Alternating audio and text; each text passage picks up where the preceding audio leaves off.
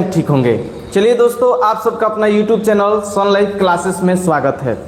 जैसे कि हम लोग पढ़ रहे हैं क्लास 10th का मैथ, और आज जो है कल जो है हम लोग का क्लास 10th का जो प्रश्नावली 1.1 था और 1.2 था वो समाप्त हो गया है। यानी अगर देखा जाए तो चैप्टर नंबर फर्स्ट को हम लोग क्या कर दिए हैं जी, पढ़ लिए हैं। चैप्टर नंबर फर्स्ट को हम लोग पढ़ लिए हैं। अब जो है यानी चैप्टर नंबर 1 का यानी वास्तविक संख्या का आज हमें ऑब्जेक्टिव क्लास करना है। क्या करना है जी? ऑब्जेक्टिव क्लास करना है। ठीक है, तो हम लोग क्या करेंगे, उस क्लास को स्टार्ट करेंगे। ठीक है, तो जो भी बच्चे हैं सभी बच्चे क्या कर दे, थोड़ा क्लास को शेयर कर दे। ठीक है, ताकि अधिक से अधिक बच्चे क्या हो जाए, हम लोग के साथ जुड़ जाए। ठीक है, और सभी बच्चे अच्छे से पढ़ सकें। ठीक है, तो सभी बच्चे क्या कीजिए, थोड़ा क्लास को शेयर कर दीजिए। ठीक है, ताकि अधिक से अधिक बच्चे क्या हो जाए जी, क्लास में जुड़ जाए। ठीक है, चलिए, जैसे हम लोग बताए थे कि आज जो है क्लास 10th का पहला जो चैप्टर है यानी वास्तविक संख्या, उसका ऑब्जेक्टिव आज हम करने वाले हैं। ऑब्जेक्टिव बोला जाए तो जितने भी 1 नंबर वाला क्वेश्चन है सभी को आज हम सॉल्व करेंगे। लेसन नंबर फर्स्ट से जितने क्वेश्चन बनते हैं सभी को क्या करेंगे जी, आज सॉल्व करने का प्रयास करेंगे। ठीक है, तो चलिए जल्दी से शेयर कर दीजिए ताकि अधिक से अधिक बच्चे क्या हो जाए, क्लास में जुड़ जाए। ठीक है, और यहाँ से हम लोग क्या करेंगे जी, स्टार्ट करेंगे। जैसे आप लोग बोर्ड पर देख सकते हैं। ठीक है, क्लास 10 मैथ से एनसीईआरटी के द्वारा ही हम लोग पढ़ेंगे। एनसीईआरटी के द्वारा पढ़ेंगे क्योंकि इसी से रिलेटेड और इसी बुक से हमेशा आपका क्लास 10th में क्वेश्चन आता है। ठीक है, यह पढ़ेंगे पहला चैप्टर यानी वास्तविक संख्या, जो हम लोग पहला दिन है। याद हमको लग रहा है आज चौथा क्लास है। ठीक है, आज ये चौथा क्लास है। इसके पहले 3 क्लास हो चुका है। ठीक है, इसके पहले 3 क्लास हो चुका है। पहला दिन हम लोग पढ़े थे क्लास 10th का जो मैथ है, उसके जो पहला चैप्टर है उसका इंट्रोडक्शन हम लोग पढ़े थे। केवल वास्तविक संख्या के बारे में पहला दिन पढ़े थे। दूसरा दिन हम लोग पढ़े थे प्रश्नावली 1.1।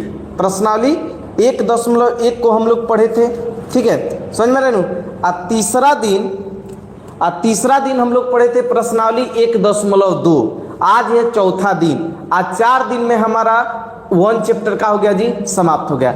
आज जो है चौथा क्लास है और इसमें हम वास्तविक संख्या जो चैप्टर है उसका सभी ऑब्जेक्टिव हम क्या करने वाले हैं जी, यहाँ पर करने वाले हैं। देखिए जितना ऑब्जेक्टिव बना है सभी ऑब्जेक्टिव को हम लोग क्या करेंगे जी, आज समाप्त करेंगे। आपको दिखाई दे रहा होगा बोर्ड पे।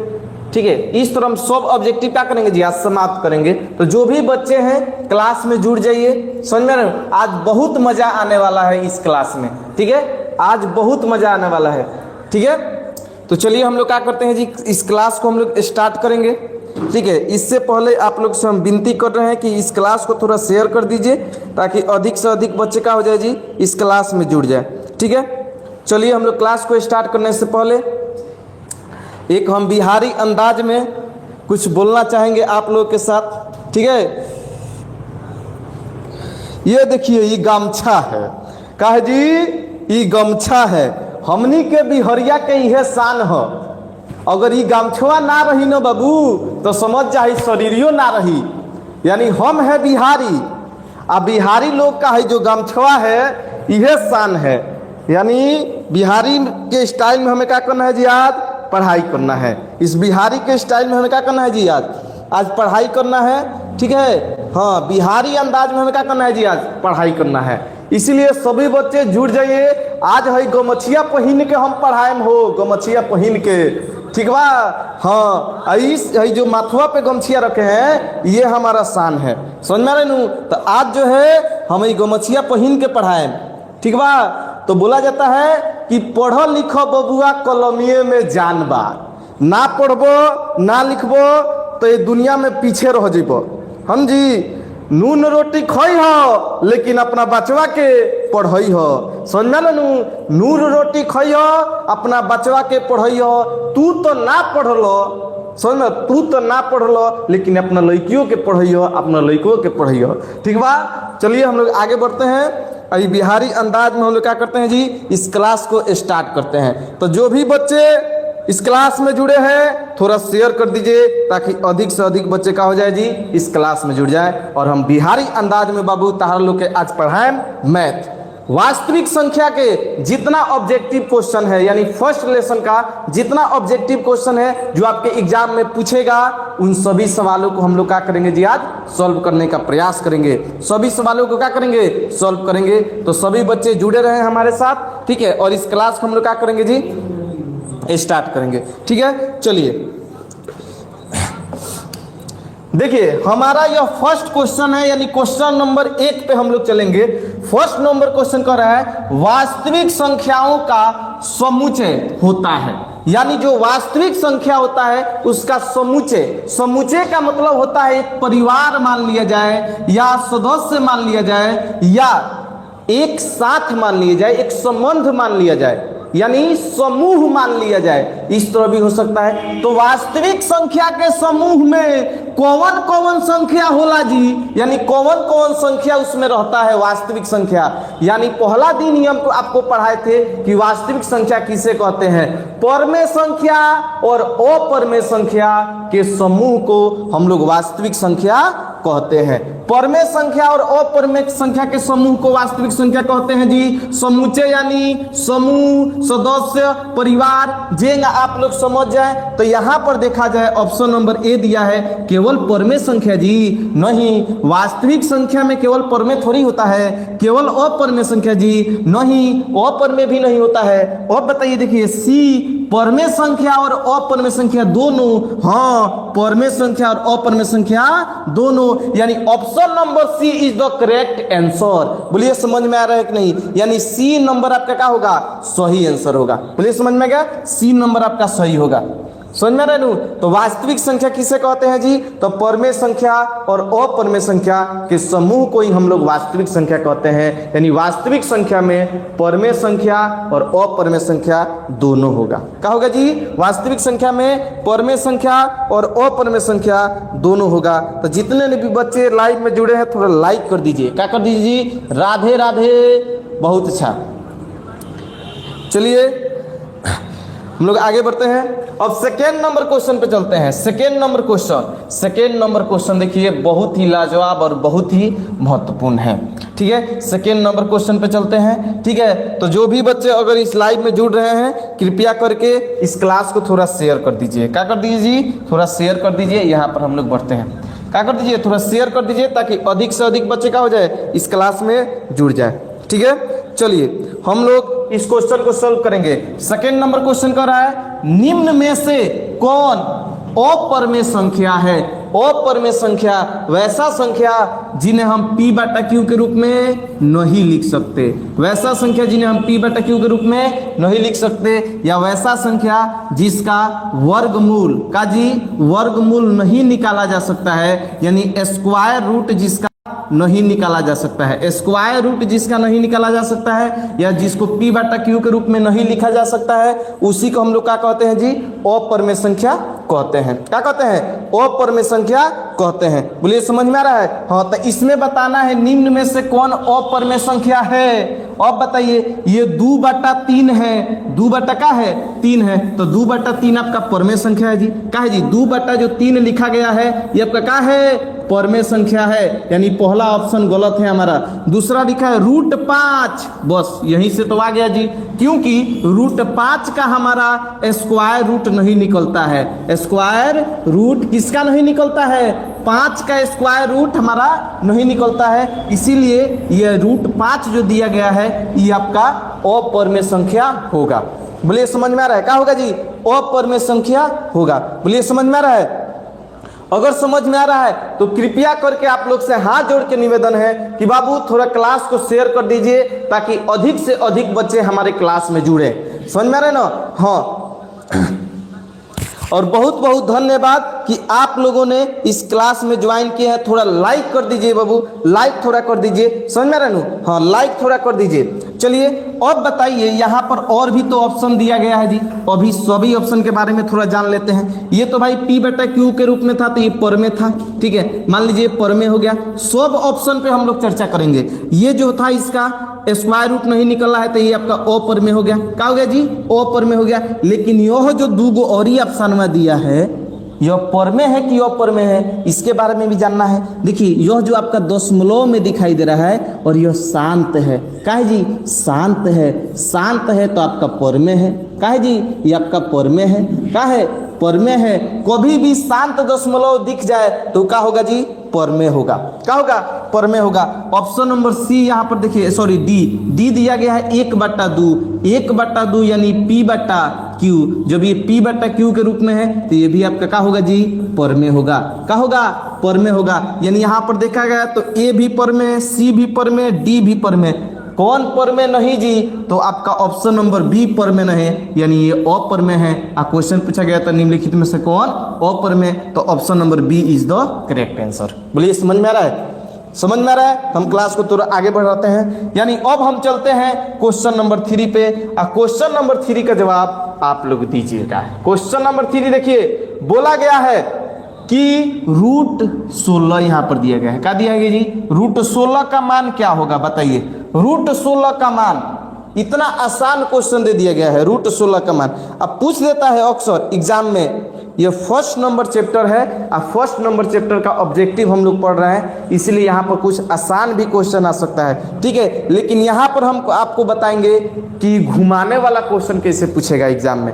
मान लीजिए यहाँ पर तो पूछ दिया कि √16 का मान बताइए, ठीक है, तो √16 का मान थोड़ा कमेंट बॉक्स में बताइए तो आप लोग, थोड़ा हम देखें √16 का मान, √16 का मान 2, √16 का मान 2 होगा, कमेंट बॉक्स में 2 आया है। और कोई बताइए तो, ऑप्शन नंबर 2, ऑप्शन में ए बी बोलना है। देखिए ऑप्शन में ए बी बोलना है, ए बी सी। अगर आंसर बता रहे हैं तो आंसर टाइप करना है, समझ में रहे। अगर ऑप्शन दो यानी ऑप्शन बी बोले होंगे तब तो सही है आपका, ठीक है, तब क्या है जी, सही है। यानी अगर देखा जाए तो 16 किसका जी, 16, हाँ ठीक है, 4, बहुत अच्छा, ठीक है।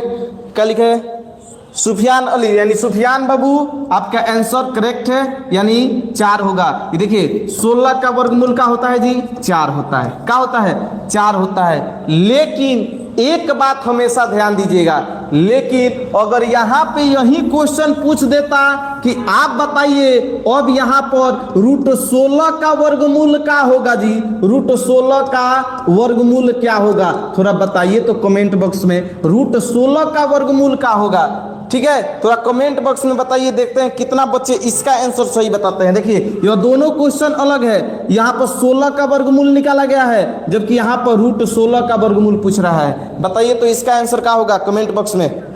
यही चारों ऑप्शन है, ए बी सी डी, चारों ऑप्शन में से बताना है कि √16 का वर्गमूल क्या होगा। चलिए √16 का वर्गमूल क्या होगा, जल्दी बताइए,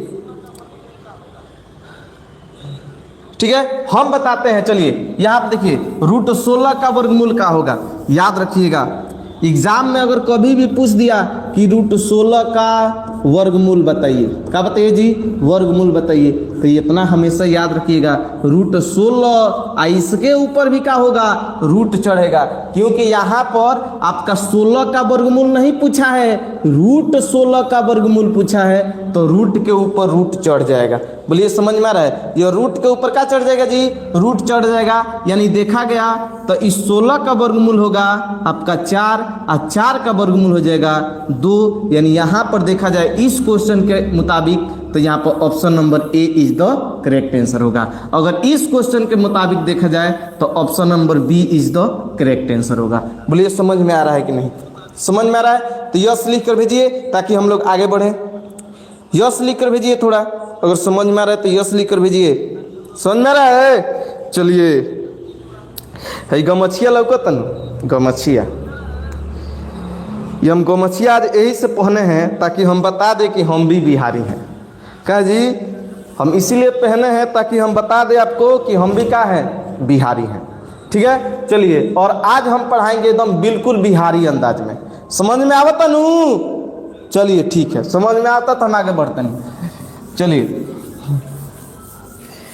अब चलते हैं, अब किस पे जी, क्वेश्चन नंबर 4 पे।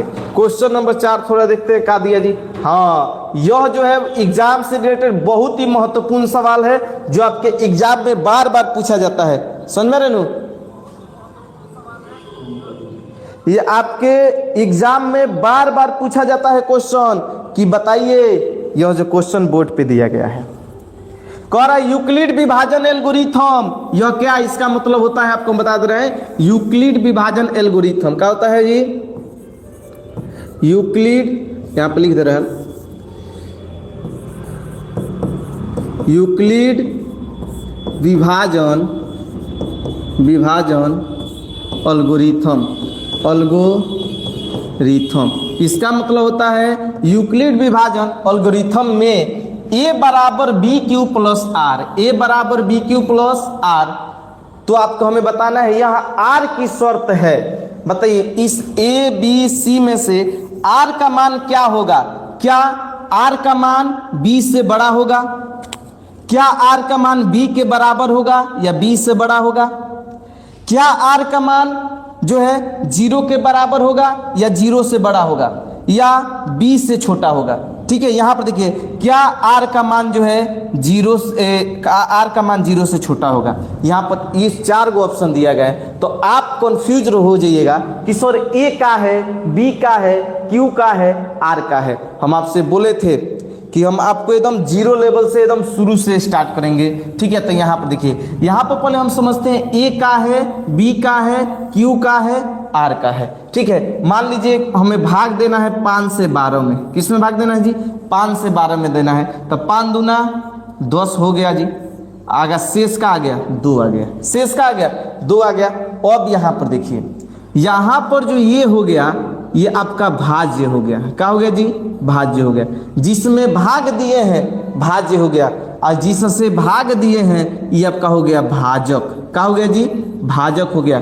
भाग देने के बाद जो हमें प्राप्त हुआ है यानी जो हमें फल मिला है ये हो गया आपका भागफल, क्या होगा जी, भागफल।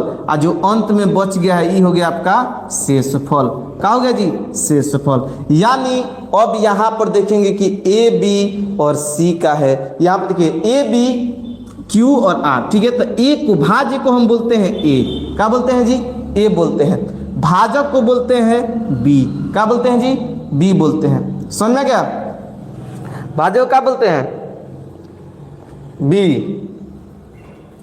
और इसको हम लोग बोलते हैं क्यू, क्या बोलते हैं, क्यू बोलते हैं। और शेषफल को हम लोग आर बोलते हैं, यानी रिमाइंडर यानी बच जाता है शेषफल, उसको हम लोग आर बोलते हैं। ठीक है, तो अब यहाँ से यूक्लिड विभाजन जो क्या होता है, यहाँ से आपका बनाता है सूत्र कि भाज्य बराबर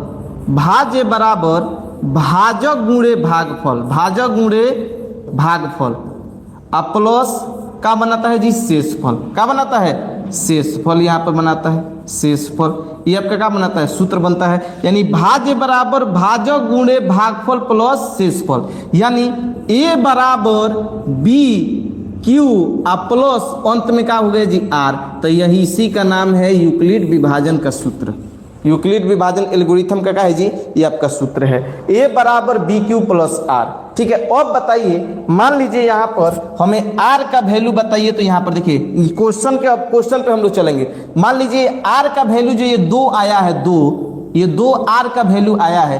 आप बताइए ये जो b का मान है इससे छोटा है कि बड़ा है, तो ये 5 है जी और ये 2 है, यानी क्या आ गया जी, छोटा आ गया, क्या आ गया, छोटा आ गया। यानी और ये जो ऑप्शन नंबर है ये पहला आपका गलत हो गया, पहला क्या हो गया जी, गलत हो गया। ठीक है, अब यहाँ देखिए, जैसे मान लीजिए किसी हम संख्या में, यहाँ पर अच्छे समझिए, मान लीजिए किसी भी संख्या में अगर हम 5 से भाग देते हैं, 5 से, तो इसका जो शेषफल आएगा, शेषफल जो आएगा इससे हमेशा छोटा आएगा, क्या आएगा जी, 5 से हमेशा छोटा आएगा। यानी शेषफल आ सकता है 0 आ सकता है, 1 आ सकता है, 2 आ सकता है, 3 आ सकता है, 4 आ सकता है। शेषफल कहाँ तक आ सकता है, 4 तक आ सकता है। यानी देखा जाएगा तो आपका 0 से लेकर 0 के बराबर आ सकता है या 0 से बड़ा और इस b से छोटा आ सकता है। ठीक है, यानी ऑप्शन नंबर सी देखा जाए 0 के बराबर आ सकता है या 0 से बड़ा आ सकता है, और b से हमेशा छोटा आएगा।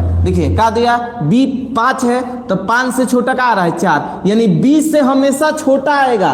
और 0 के बराबर आएगा या 0 से बड़ा आएगा। तो यानी 0 से बराबर या 0 से बड़ा और यहां पर b से छोटा, यानी option number C is the correct answer होगा इसका। बोलिए समझ में आ रहा है कि नहीं?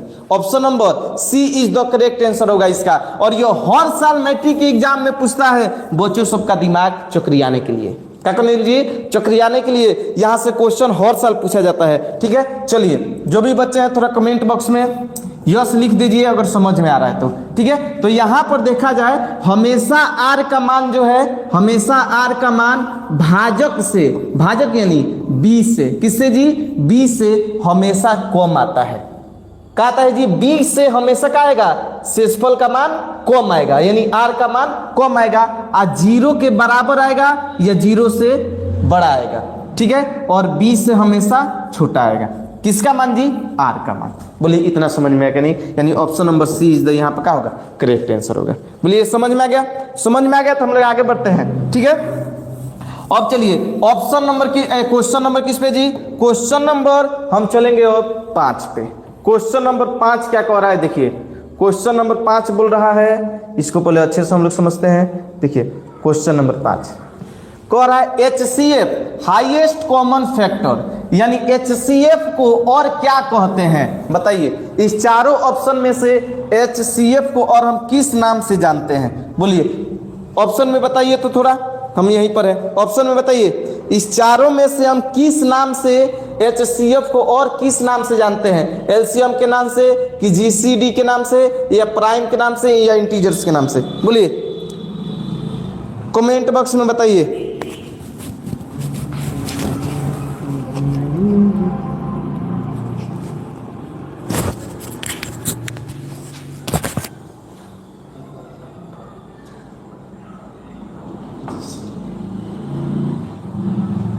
बताइए तो थोड़ा ऑप्शन में, चारों ऑप्शन में से कौन सा ऑप्शन सही होगा? हम आपका कमेंट पढ़ने के लिए यहाँ पे आए हैं। ठीक है, कमेंट पढ़ने के लिए यहाँ पे हम आपका आए हैं। ठीक है, ठीक है, बोलिए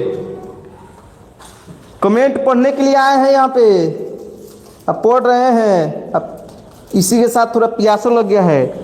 ठीक है, तो आप जो HCF बनाते हैं, HCF इसको और किस नाम से जाना जाता है? HCF यानी highest common factor, highest common factor को और किस नाम से हम जान सकते हैं जी? और बताइए LCM के नाम से तो लोवेस्ट हो गया जी, सबसे छोटा आ गया। प्राइम भी ना हो सकता है, इंटीजर्स भी ना हो सकता है, यानी GCD यानी हाईएस्ट को ग्रेट भी तो बोल सकते हैं। हाईएस्ट यानी बड़ा, ग्रेट यानी भी बड़ा, समझ में? ग्रेट कॉमन, समझ रहे हो? इस तरह भी हम क्या बोल सकते हैं? बोल सकते हैं। ठीक है, चलिए तो इस तरह अगर देखा जाए तो यानी इसको GCD के नाम से भी और जाना जाता है, अदर, यानी HCF को GCD के नाम से जाना जाता है, यानी option number B is the correct answer होगा। बोलिए समझ में आ गया? Option number B is the correct answer. इसको पूछ देगा एग्जाम में बाबू, क्या बोल रहे हैं? एग्जाम में पूछ देगा कि बताइए HCF को और किस नाम से जानते हैं? तो याद रखिएगा G से ग्रेट यानी हाईएस्ट ऊंचा, और ग्रेट यानी भी ऊंचा, समझ में गया? यानी सबसे बड़ा। तो यहां से हम लोग जान सकते हैं। ठीक है, चलिए तो यानी यहां पर देखा जाए तो अगर LCM का मतलब क्या होगा जी? लोएस्ट कॉमन मल्टीपल्स, HCF का मतलब हाईएस्ट कॉमन फैक्टर, और वहीं यहाँ पर दे दे GCD यानी ग्रेटेस्ट कॉमन डिवीजर हो जाएगा, समझे? डिवीजर हो जाएगा यानी डिवाइडेड, भाग देते हैं ना जी। जैसे मान लीजिए हमको निकालना है 4 और 12 का, हमें HCF निकालना है। क्या निकालना है जी? HCF। डायरेक्ट निकल गया। सबसे क्या बताना है? सबसे बड़ा संख्या बताइए जो इन दोनों को काट दे। तो बोलिएगा 4 है जी, 4 से 4 भी कट जाएगा, 4 से 12 भी कट जाएगा, यानी 4 इसका क्या होगा? HCF होगा। HCF 4 होगा। और इसका बताइए तो GCD कितना होगा? तो GCD भी क्या होगा? 4, यानी हाईएस्ट कॉमन यानी ग्रेटेस्ट कॉमन डिवीजर, यानी डिवाइजर कौन है जी? 4 है। क्या है? 4 है, समझेगा ना? सबसे बड़ा कौन ऐसा सबसे बड़ा संख्या है जिससे यह कट जाएगा? तो कौन बड़ा है? 4 है। तो इस तरह से हम लोग बता सकते हैं। चलिए आगे बढ़ते हैं। क्वेश्चन नंबर, अब हम चलते हैं 5 पे। क्वेश्चन नंबर 5 बहुत ही आसान है। देखिए क्वेश्चन बोला गया 2 और 3 का एलसीएम क्या होगा, कमेंट बॉक्स में बताइए 2 और 3 का एलसीएम क्या होगा। एलसीएम है बाबू, एलसीएम, एलसीएम निकालने आता है नू। 2 और 3 का एलसीएम क्या होगा बताइए तो, 2 और 3 का एलसीएम। परदेसी परदेसी जाना नहीं, यूट्यूब चैनल छोड़ के, सन लाइफ क्लासेस छोड़ के। ठीक है, तो चलिए आप लोग जुड़े रहिए, बहुत मौज मस्ती होगा और अच्छे अंदाज में हम लोग पढ़ेंगे, समझ रहे नु। चलिए तो बताइए तो कमेंट बॉक्स में 2 और 3 का एलसीएम का होगा। बहुत ही आसान क्वेश्चन यहाँ पर दे दिया गया है और टाइपिंग हो गया है, क्योंकि ऐसा क्वेश्चन इसके जगह जगह पे बस बदल देगा नाम, समझ में रहे, बस जगह पे नाम बदल देगा। ठीक है, साबा खातून 6, बहुत अच्छा। दिनेश चौधरी 6, बहुत अच्छा। ठीक है, देखिए यह 2 और 3 जो है, 2 और 3 क्या है, 2 भी आपका अभाज्य संख्या है, क्या है जी, 2 अभाज्य संख्या है, और 3 भी आपका अभाज्य संख्या है, समझ में। और जब अभाज्य संख्या का एलसीएम निकालना होता है तो इस दोनों को गुणा कर दिया जाता है। बस यही समझाने के लिए यहाँ पर यह क्वेश्चन दिया गया है। इतना हल्का क्वेश्चन क्यों दिया गया है, क्योंकि आपको हमें यह समझाना है कि कभी भी 2 गो अभाज्य संख्या होगा और उसका एलसीएम निकालना होगा। क्या निकालना होगा जी, एलसीएम निकालना होगा, तो उस दोनों को गुणा कर दिया जाता है। 2 तिहाई 6, जैसे बोल दे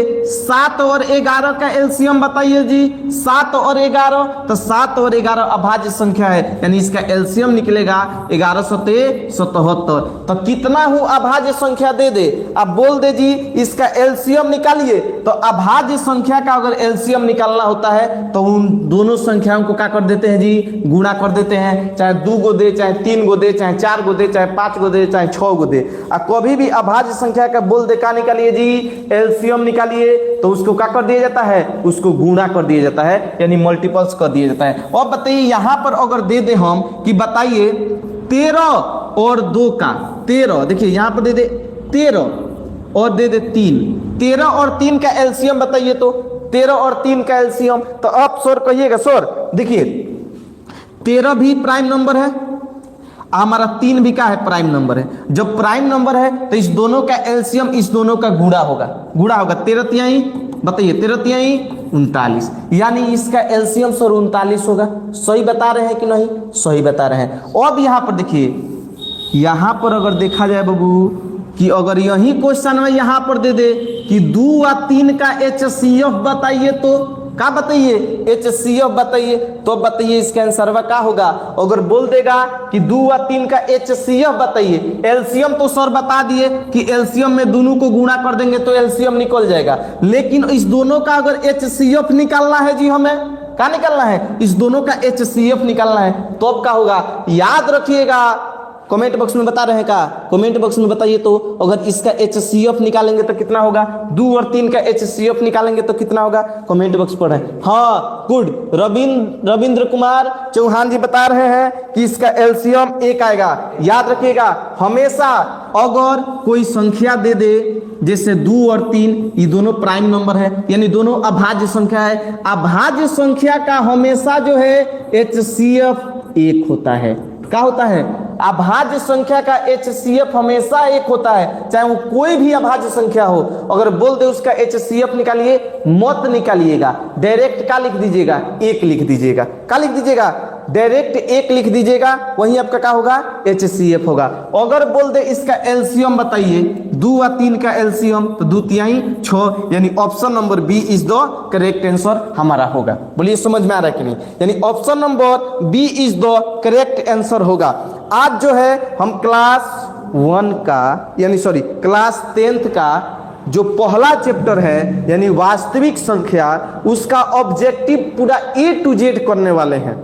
ठीक है, कल से जो है हमारा चैप्टर नंबर 2 स्टार्ट होगा, जिसका नाम है बहुपद। आप बहुत ही जानदार तरीके से और पूरा अच्छे तरीके से आपको पढ़ाया जाएगा, समझ में रहे।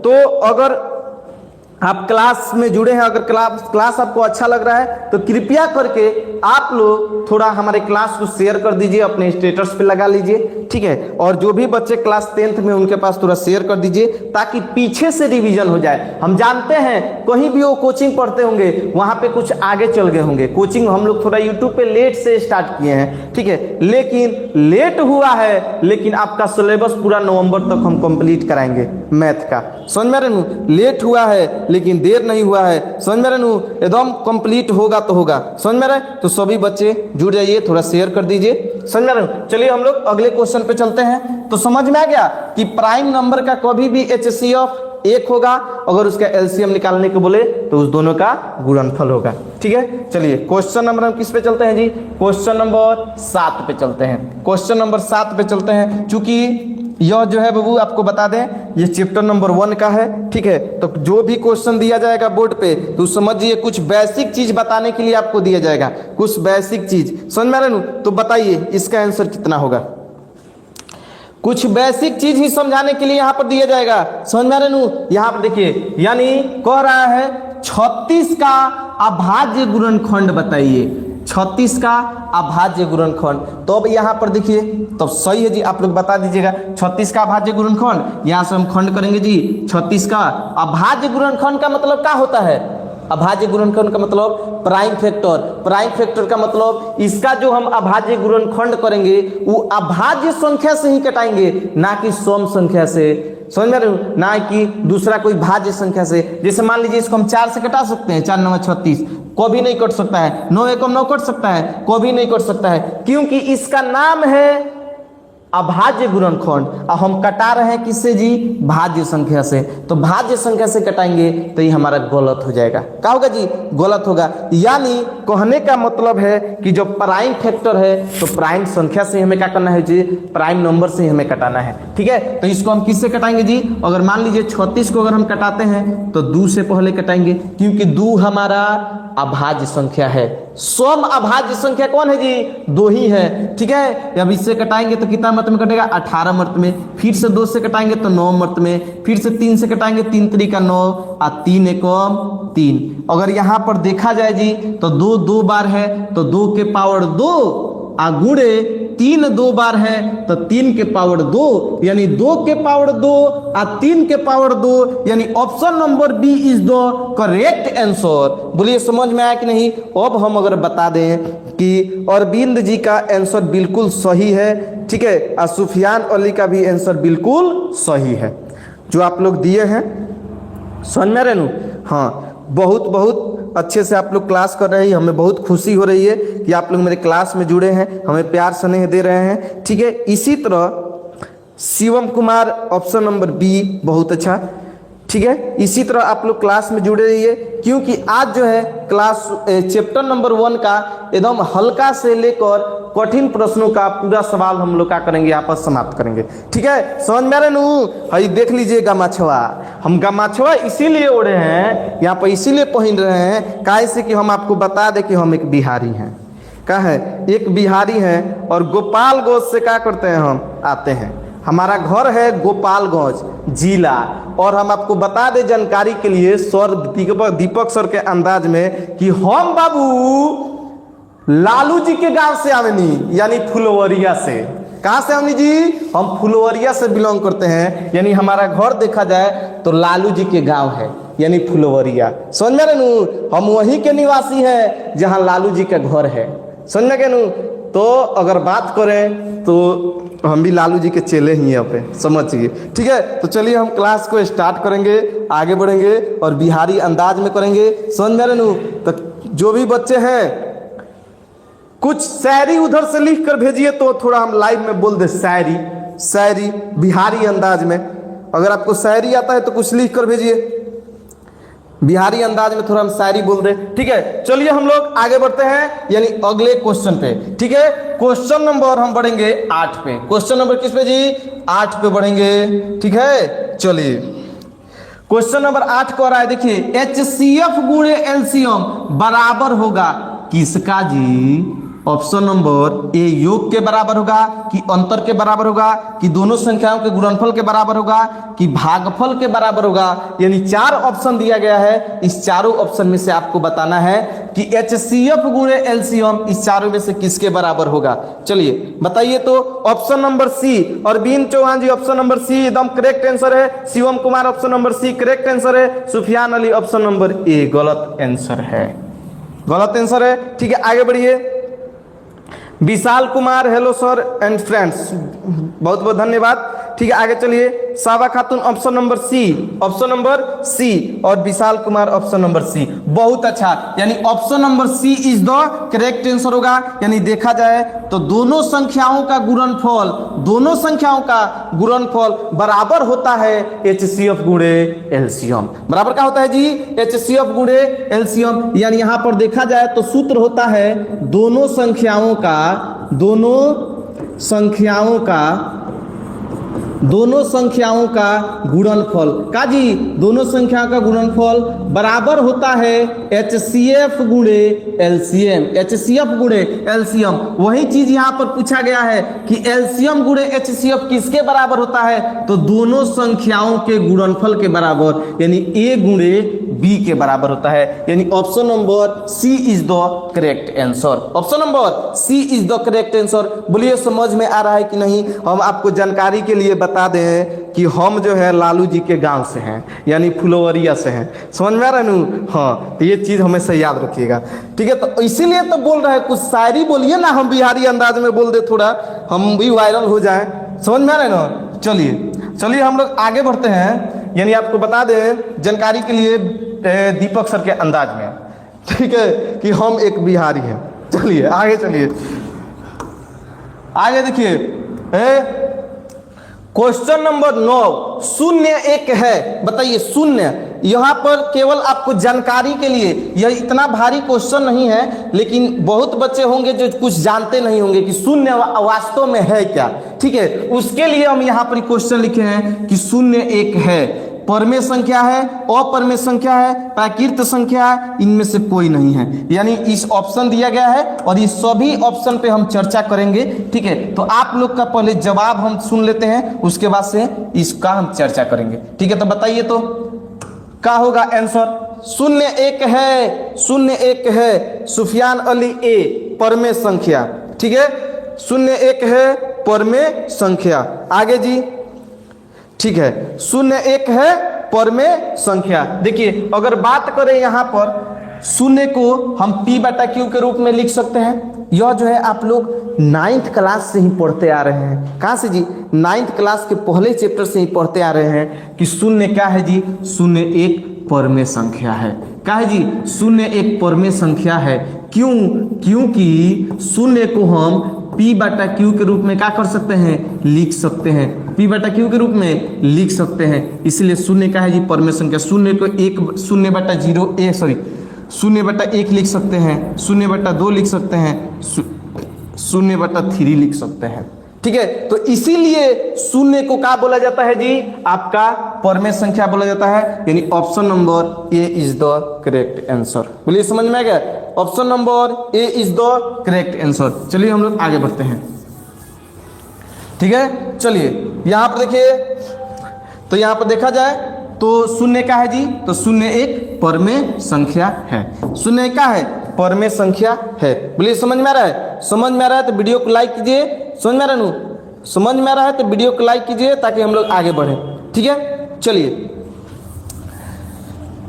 क्वेश्चन नंबर, अब हम चलेंगे 10 पे। क्वेश्चन नंबर 10 बहुत ही महत्वपूर्ण सवाल है, अगर समझ में आ रहा है। क्वेश्चन नंबर 10 का है जी, बहुत ही महत्वपूर्ण सवाल है, एग्जाम से रिलेटेड यह क्वेश्चन हमेशा पूछा जाता है। बताइए, यह जो है यहां से पूछा गया है, ये क्वेश्चन नंबर 10 है। ठीक है, 0 ये सवाल है। ठीक है, ये सवाल है आपका 0.333 डैश डैश डैश है। अपरमेय संख्या, परमेय संख्या, पूर्णांक या प्राकृतिक है? प्राकृत संख्या है। बोलिए तो बताइए क्या है जी? 0.333 है। विशाल कुमार ए, अरविंद कुमार जी बी, बहुत बहुत अच्छा आंसर, ठीक है। सुफियान अली बी, बहुत अच्छा आंसर। विशाल कुमार ए, विशाल कुमार ए बार बार बोल रहे हैं, ठीक है, ठीक है। इसके बारे में हम चर्चा करेंगे, ए है कि बी है। और यह जो आपको जानकारी के लिए बता दिया जाए कि ये 2025 में पूछा गया का है सवाल है, यह 2025 में पक्का पूछा गया था, आप लोग पेपर उठाकर देख लीजिए, ठीक है। और यह जो सवाल है 2025 में पूछा गया सवाल है, ठीक है। तो चलिए इस पे हम चर्चा करते हैं। कुछ बच्चों का कहना है कि यह जो है आपका अपर में है और कुछ बच्चों का कहना है कि यह पर में है। लेकिन यहाँ पर हमें एक बात ध्यान देना है कि जो 0.33333 बार बार दिख रहा है, यानी हम 0.3 के ऊपर रेकरिंग देख सकते हैं। और रेकरिंग वाले संख्या को हम P/Q के रूप में क्या कर सकते हैं जी, लिख सकते हैं। रेकरिंग वाले संख्या को हम P/Q के रूप में क्या कर सकते हैं, लिख सकते हैं। यानी इसका P/Q का मान होगा 3/9, यानी कटा दिया जाएगा तो 1/3, यह P/Q के रूप में आ गया। और इसीलिए क्या है जी, आपका परमेय संख्या है। और जानकारी के लिए बाबू बता दिया जाए कि यह जो है आपका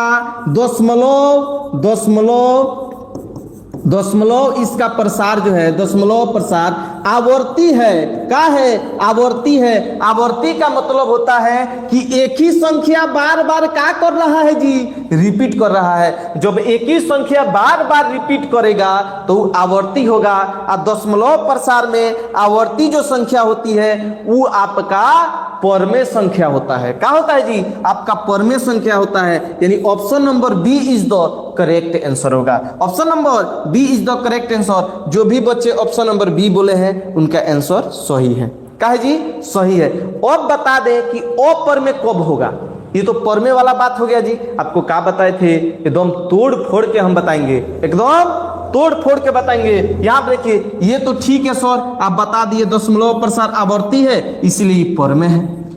लेकिन अपर्मेय कब होगा, कोई ऐसा भी संख्या होता है दशमलव में जो अशांत होता है लेकिन वो अपर्मेय होता है। ये भी तो अशांत है लेकिन ये परमेय है। लेकिन कोई ऐसा भी संख्या होता है जो अपर्मेय होता है, इसको हम बता रहे हैं। देखिए कैसे, जैसे मान लीजिए यहां पर दे दे सवाल बाबू 0.001 डैश डैश डैश। अब यह कौन संख्या है बताइए तो। ऑप्शन यही है A B C D, ये चारों ऑप्शन में से आप बताइए तो यह कौन संख्या है, परमेय है कि अपर्मेय है कि पूर्णांक है कि प्राकृतिक संख्या है, बताइए।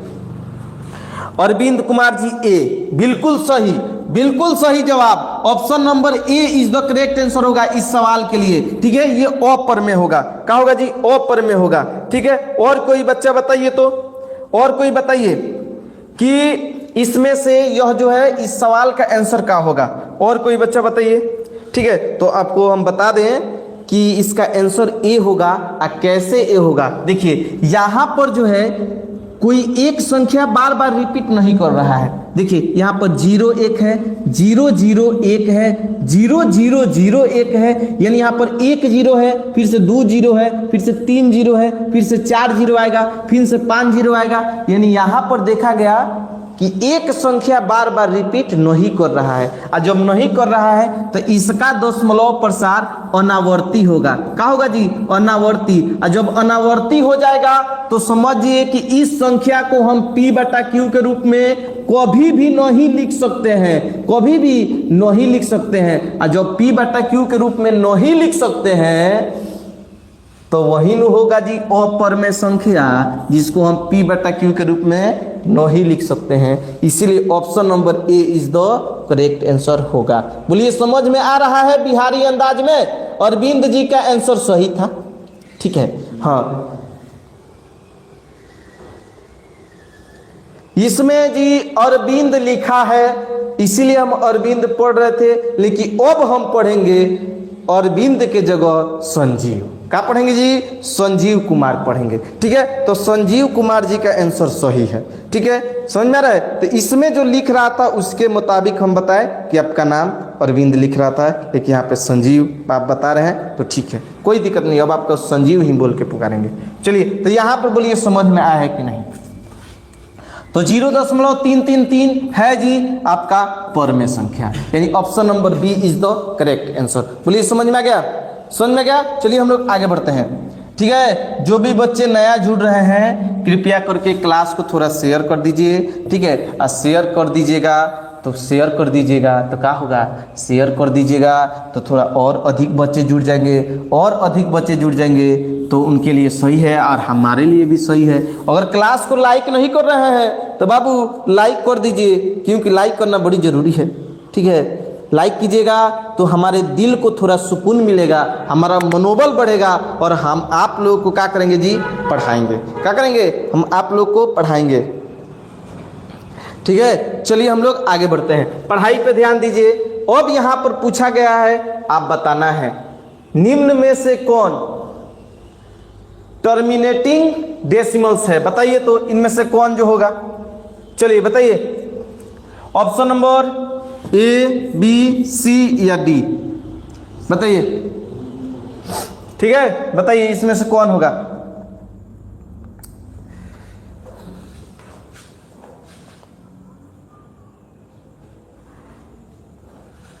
बताइए बताइए, जल्दी बताइए।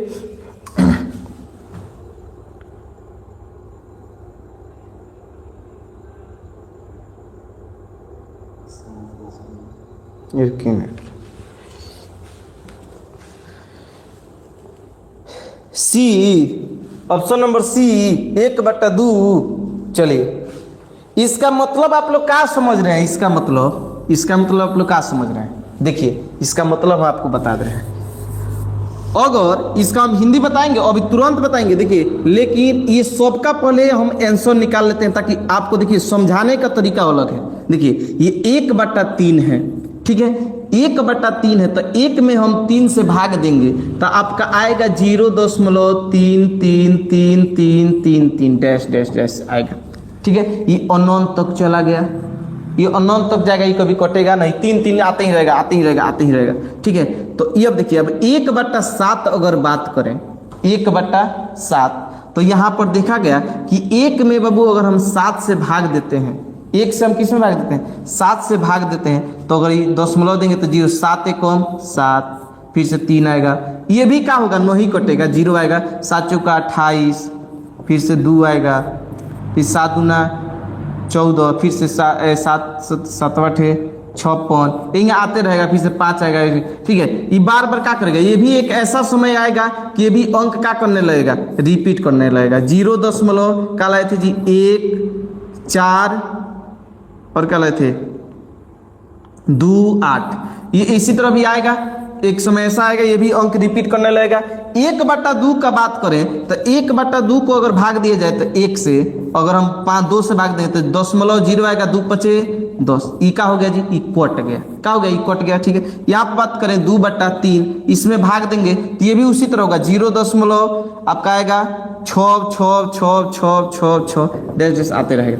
अगर यहाँ पर देखा गया, देखिए समझने का नजरिया आप बदलिए। अब यहाँ पर देखिए, यहाँ पर देखा गया कि हई जो है option number A, option number A, B या ऑप्शन नंबर डी आपका जो है यह अशांत है। क्या है जी, अशांत है। क्या है, अशांत है। ये भी अशांत है और ये भी क्या है, अशांत है।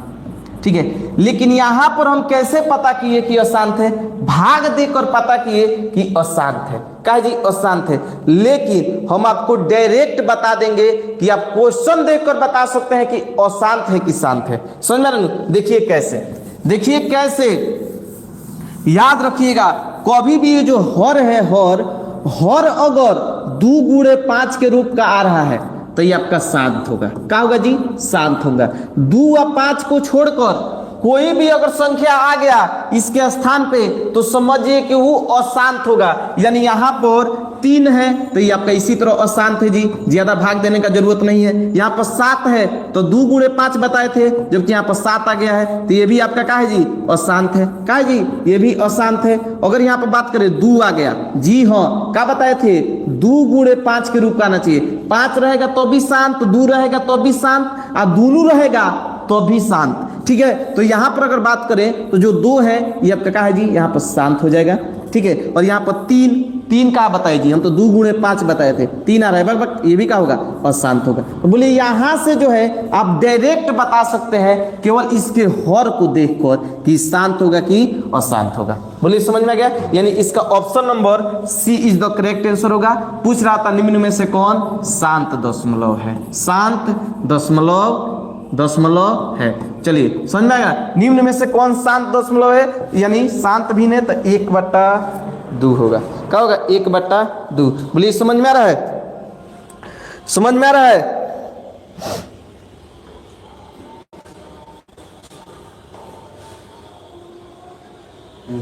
ठीक है, चलिए आगे बढ़ते हैं। अगले सवाल पे चलते हैं। आगे देखिए, अगला सवाल दिया गया है क्वेश्चन नंबर 12। क्वेश्चन नंबर 12 हमारा दिया गया है, इसको थोड़ा हम ध्यान से समझते हैं। देखिए दिया गया है 1/7 का दशमलव रूप होता है। बताइए 1/7 जो है इसका दशमलव रूप क्या होगा? बताइए, क्या यह समाप्त हो जाता है यानी शांत हो जाता है? असमाप्त, यह समाप्त नहीं होता है, आवर्ती होता है, यह अपरिमेय होता है या पूर्णांक होता है? बताना है हमें। बताइए चारों ऑप्शन में से कौन सा आंसर सही होगा? बताइए। यानी क्वेश्चन नंबर 12 है कि 1/7 आपका क्या होगा? 1/7 का होगा? बताइए। Option number B, option number B, बहुत बच्चे कह रहे हैं ऑप्शन नंबर बी होगा। क्या होगा जी? ऑप्शन नंबर बी होगा। ठीक है, और बच्चे बताइए तो इसका आंसर क्या होगा? 1/7 जो है क्या इसका दशमलव प्रसार समाप्त हो जाएगा यानी शांत होगा? इसका मतलब क्या इसका दशमलव प्रसार शांत होगा? देखिए तो नीचे जो है आपका 7 है, ये तो शांत तो नहीं होगा। ठीक है, शांत नहीं होगा, यानी ये ए भी नहीं होगा और यहाँ पर देखा जाए ये डी भी नहीं होगा, पूर्णांक में नहीं होगा। ठीक है, अपरिमेय हो सकता है और असमाप्त आवर्ती हो सकता है। इस दोनों में से कोई एक आंसर होगा। लेकिन याद रखिएगा 1/7 होता है, इसका दशमलव प्रसार आगे चल के फिर से वही संख्या रिपीट करने लगता है। यानी देखा जाए तो यह दशमलव प्रसार इसका आवर्ती होता है। क्या होता है जी? आवर्ती। आवर्ती वाला होता है परिमेय। क्या होता है? परिमेय। अबे आपको बताए कि जो आवर्ती होता है वो क्या होता है? परिमेय होता है। अनावर्ती जो होता है, अनावर्ती होता है वो आपका अपरिमेय होता है। समझ में गया? जो कि आवर्ती है तो option number B is the correct answer होगा। क्या होगा? Option number B is the correct answer होगा। बोलिए समझ में आ रहा है कि नहीं? समझ में आ रहा है? समझ में आ रहा है तो आप लोग क्या कीजिए, कमेंट बॉक्स में यस लिखिए। हम लोग आगे बढ़ते हैं। सुफियान बाबू को समझ में ना आया यानी ऑप्शन नंबर सी बोले हैं। याद रखिए बाबू 1/7 है, 1/7 है। अगर इसका मान निकालेंगे तो आगे चलकर वो अंक फिर से वही अंक रिपीट करने लगता है। आगे चल के फिर से वही अंक रिपीट करता है और रिपीट वाला अंक होता है आवर्ती। क्या होता है जी? आवर्ती। आवर्ती जो होता है आपका परिमेय होता है। क्या होता है? परिमेय। आवर्ती जो होता है आपका परिमेय होता है। अनावर्ती का मतलब होता है कि जब एक ही संख्या बार बार रिपीट ना करे, जैसे अदल बदल के आए 2 3 4 6 3 4 5 2 3 इसी तरह आए, लेकिन ये भी कटे भी ना आई को जो है ये क्या हो, कभी कटे ना। ठीक है, हाँ, और बार बार रिपीट भी ना करे तो इसको हम बोलते हैं अनावर्ती। क्या बोलते हैं जी? अनावर्ती बोलते हैं। अनावर्ती बोलते हैं तो ये होता है आपका अपरिमेय। क्या होता है? अपरिमेय। यह अभी हम इसके पहले भी हम पढ़ाए हैं। ठीक है, तो आप लोग यह ऑप्शन नंबर बी होगा सही आंसर, यानी परिमेय होगा और आवर्ती होगा। ठीक है, चलिए आगे हम लोग बढ़ते हैं। क्लियर करेंगे, यहाँ से सिलेक्ट करेंगे और आगे बढ़ेंगे बाबू। क्वेश्चन नंबर 13 पे, क्वेश्चन नंबर 13 का दिया है, बहुत ही जानदार दिया है। बताइए यहाँ पर कि √2 है। क्वेश्चन पे मत जाइए। ठीक है, √2 है, परिमेय, अपरिमेय, पूर्णांक या प्राकृतिक। आपसे पहले ही बताए कि पहला लेसन का सवाल है। किस लेसन का सवाल है? पहला लेसन का सवाल है। जो बच्चे अगर पढ़ने में कमजोर हैं, जिनको कुछ नहीं आता है, उनके लिए ही यह क्लास चलाया जा रहा है। ठीक है। हाँ, जो बच्चे ऑब्जेक्टिव का तैयारी करना चाहते हैं वो आप लोग अच्छे से यहाँ से कर सकते हैं। अब बहुत ऐसे क्वेश्चन इसमें आपको मिलेंगे जो बोर्ड एग्जाम में पूछा गया था, ठीक है, और आगे पूछेगा, ठीक है। चलिए हम लोग फर्स्ट लेसन का क्या कर रहे हैं जी, ऑब्जेक्टिव बना रहे हैं, ठीक है। तो आप बताइए यहाँ से क्या होगा, √2 है, पर में और पर में ऑप्शन नंबर हम देखें, ऑप्शन नंबर आप लोग आंसर नहीं दे रहे हैं, आंसर दीजिए तो इसका आंसर दीजिए। √2 है, पर में और पर में पूर्णांक या प्रकृति, बताइए।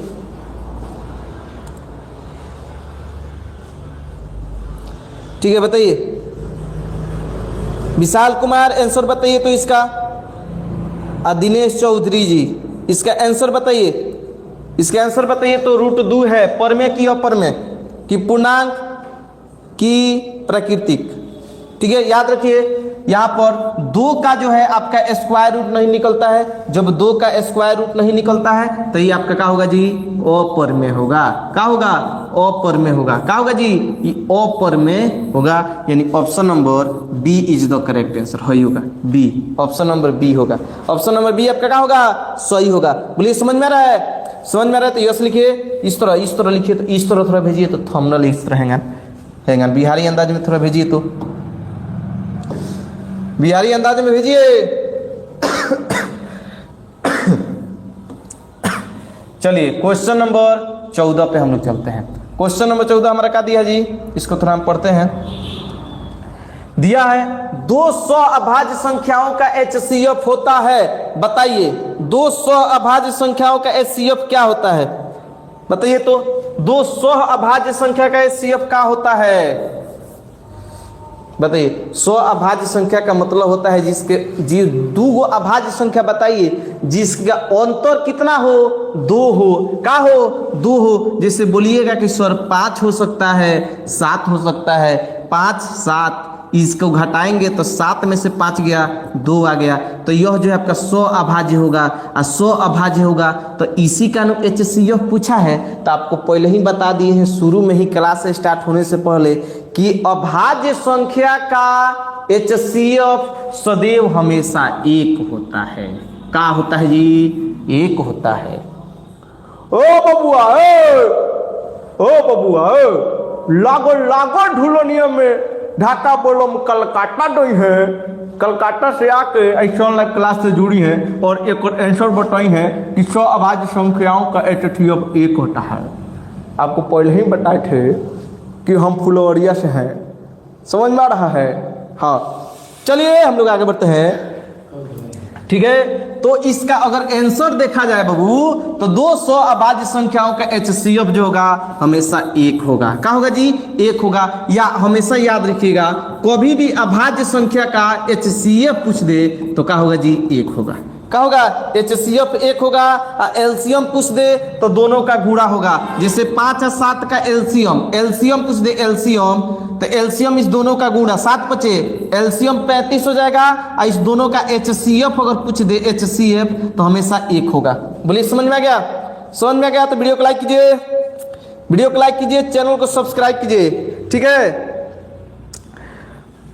समझ में रहा है। हाँ अगर इसका नोट्स चाहिए ना बाबू, नोट्स चाहिए, इस जो भी क्वेश्चन बताया जा रहा है इसका नोट्स चाहिए तो हमारे ये नंबर पे आप लोग इस पे थोड़ा मैसेज भी कर सकते हैं। हम नंबर आपको प्रोवाइड करा दिया जाता है, ठीक है।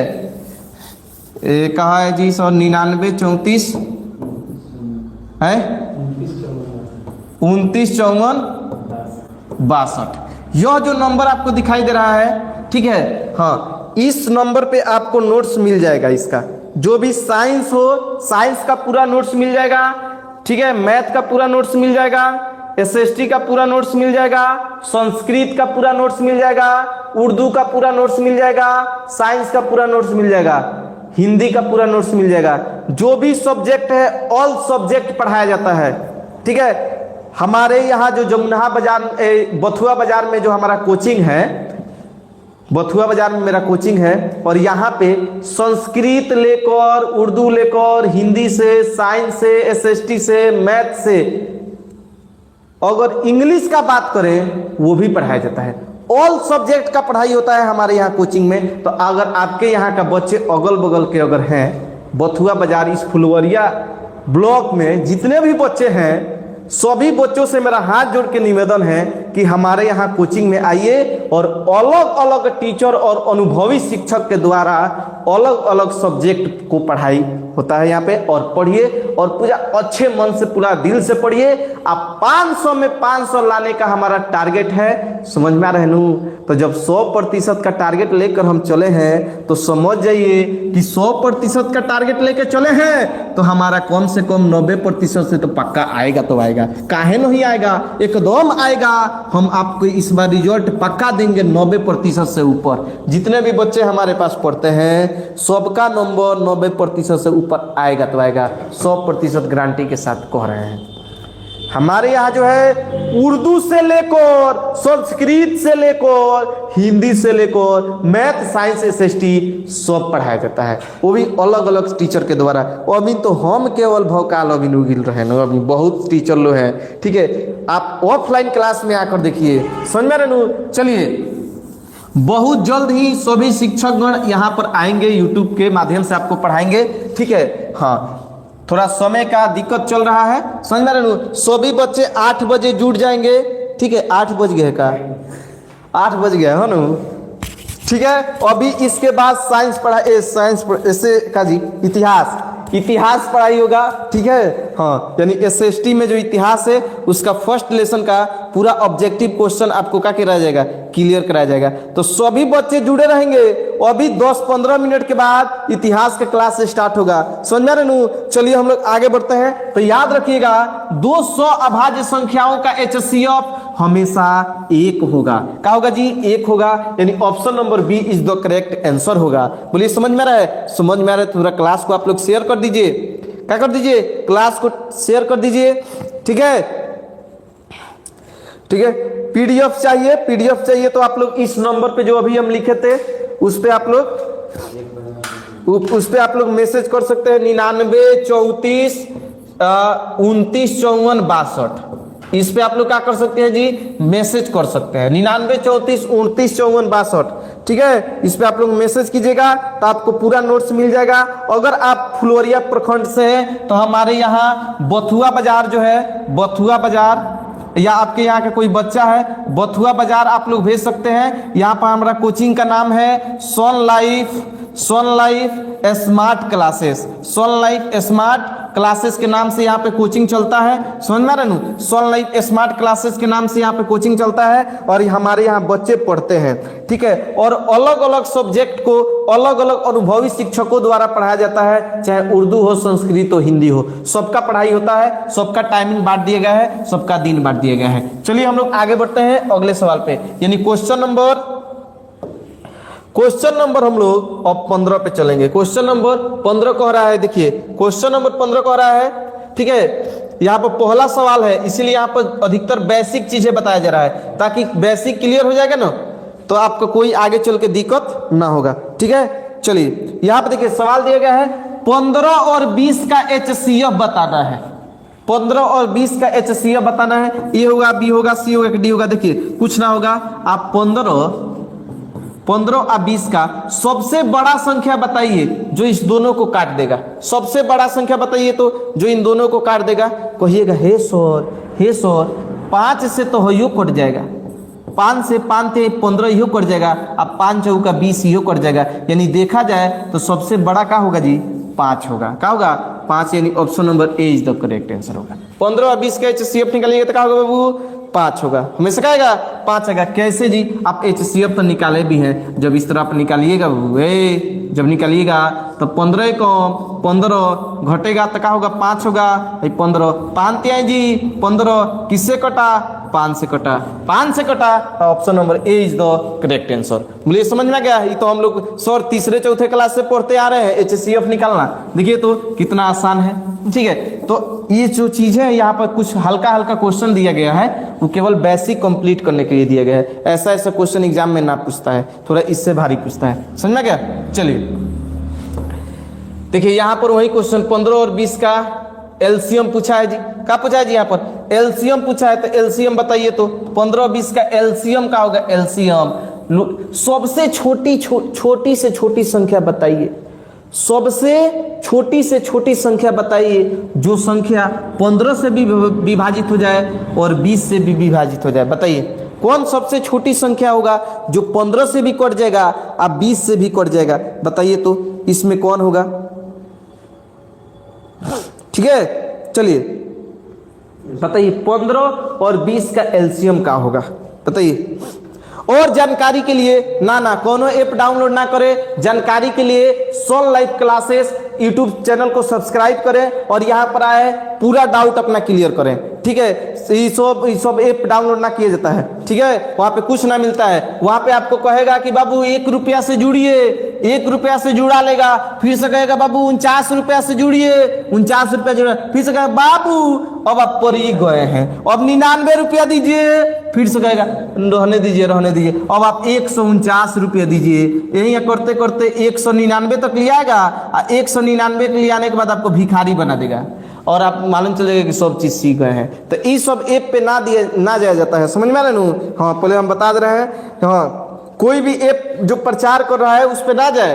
समझ में आ रहा है। वहां पे आप जाइएगा तो आपको देना ही पड़ेगा, कभी लेना नहीं पड़ेगा। समझ में आ गया। तो चलिए यहाँ पर 15 और 20 का अगर एलसीएम हम बता दें तो अगर कुछ सीखना है तो हमारे YouTube चैनल को सोल लाइव क्लासेस को सब्सक्राइब कीजिए और यहाँ पर मन भर सीखिए, जितना मन करे उतना सीखिए। चलिए, तो 15 और 20 का एलसीएम निकाला जाए तो आपको बताए थे सबसे छोटा संख्या बताइए तो जी, जो 15 से भी कट जाए और 20 से भी कट जाए। तो बोलिएगा 60। कहा जी 60 सबसे छोटा संख्या है जिसमें 15 से भी भाग लग जाएगा और 20 से भी भाग लग जाएगा, यानी option number A is the correct answer. बोलिए समझ में आ गया। Option number A is the correct answer. समझ में आ रहा है। Option number A is the correct answer. समझ में आ गया। चलिए, hello sir, good evening, good evening, good evening. चलिए हम लोग आगे बढ़ते हैं। ठीक है, very good sir, hello sir, hello hello, नमस्कार, प्रणाम। चलिए हम लोग आगे बढ़ते हैं। चलिए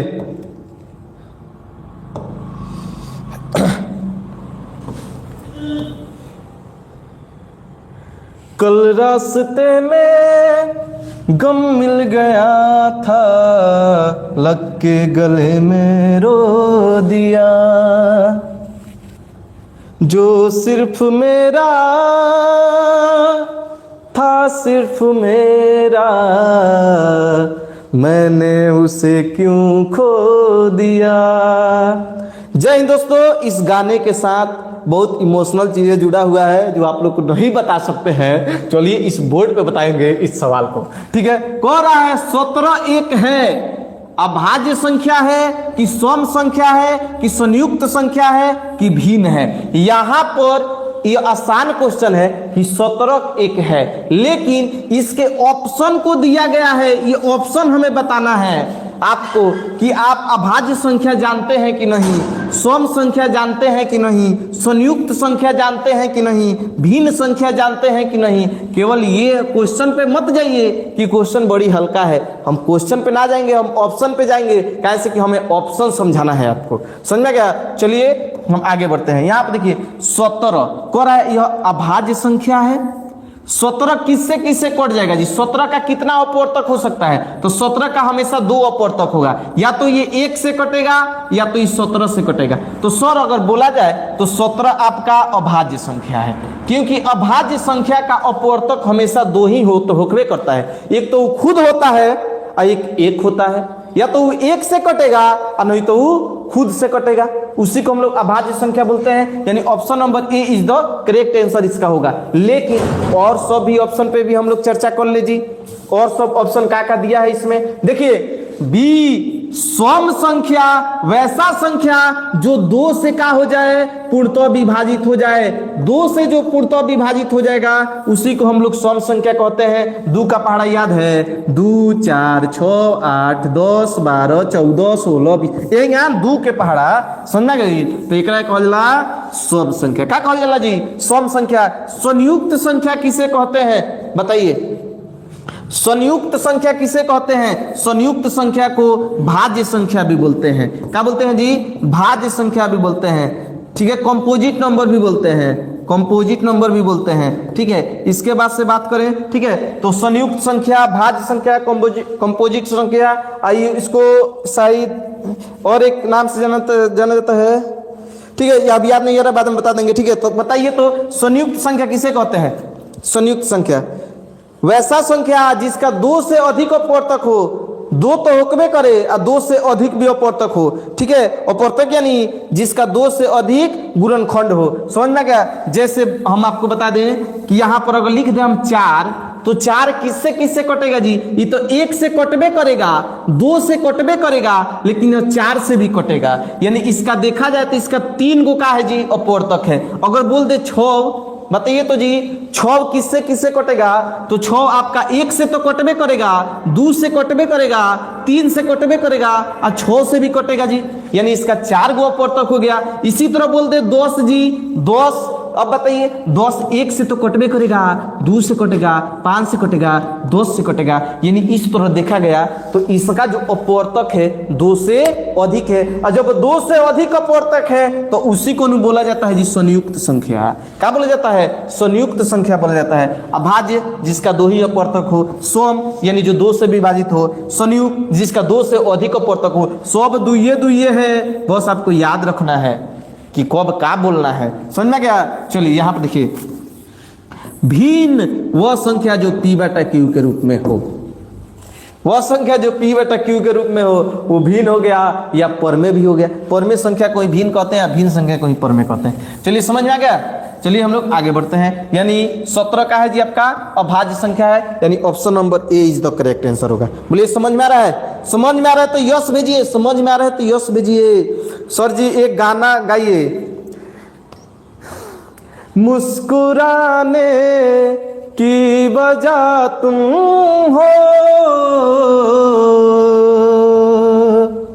गुनगुनाने की वजह तुम हो, जिया जाए ना जाए ना जाए ना और पिया रे, जिया जाए ना जाए ना जाए ना और पिया रे, और पिया रे। चलिए दोस्तों, हम लोग अपने बिहारी अंदाज में हम लोग क्या किए जी, अब इस क्लास को इसी वक्त अगर चाह दे तो समाप्त कर सकते हैं, लेकिन अब दीपक सर का क्लास थोड़ा मिस हो जाएगा, समझ में आ रहा है ना? चलिए, तो हमें भले नून रोटी खाएंगे लेकिन पढ़ने सब दिन जाएंगे, ये तो हमेशा दिमाग में होना चाहिए। भले 2 वक्त कम खाएंगे लेकिन पढ़ाई करेंगे। और गार्जियन लोग से कहना है कि भले आप नून रोटी खाइए लेकिन अपने बचवा को पढ़ाइए। काहे से कि ए बड़ा जो है, हम आपको बता दें कि ए बड़ा बिना पढ़े लिखे आपका जिंदगी नहीं बदल सकता है। अपने घर के स्थिति को अगर आपको सुधारना है तो आपको पढ़ाई करना पड़ेगा, समझ में आ रहे? अगर आपके घर की स्थिति को सुधारना है, अगर आप चाहते हैं कि हम 0 पर हैं, कुछ इससे आगे बढ़ें, अपने घर की स्थिति को संभाले, अपने घर का जिम्मेदारी अपने ऊपर ले, समझ में आ रहे? अपने माता पिता का नाम रोशन करें। हमारे माता पिता कहीं चले तो छाती चौड़ा करके गर्व से चले कि हाँ हमार लड़का हो, ई ना कहे कि हौ लड़कवा हुनकर मतलब लड़का है, ई कहे लोग देख कर, जैसे मान लीजिए हम आप चल रहे हैं तो ई ना लोग कहे कि हौ मतलब आपके पापा, मान लीजिए, हमको समझाने में थोड़ी दिक्कत लग रहा है कि अगर मान लीजिए इसके आपके पापा हैं जा रहे हैं एकदम, तो आपके पापा को देख कर लोग ई ना कहे कि उनके नाम से हौ जाता रहो ना, ये लोग ये कहे कि हौ जौन है ना हौ लड़का जौन IAS बना है उनके पिताजी जा रहे हैं।